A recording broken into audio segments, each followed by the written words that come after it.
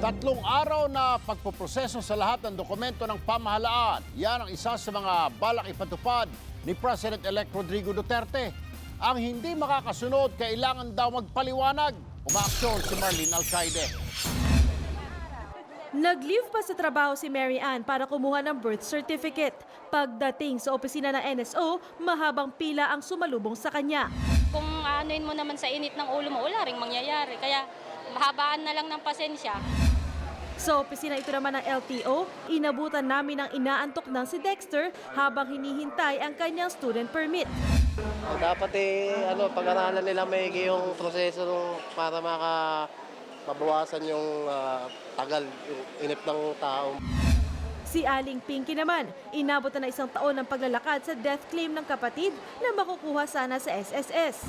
Tinamad na ako kasi may trabaho rin ako eh. Hindi naman ako pwedeng magpaalam lagi eh.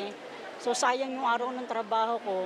Kaya hindi ako kagad nakabalik. So ngayon lang ulit may time para mag-asikaso ulit. Ang mga ganitong sitwasyon ang gusto raw tuldukan ng Administrasyong Duterte. You give him a stab na may security may security bar. Be back on this day at this hour, you will receive your papers. Walang follow-up.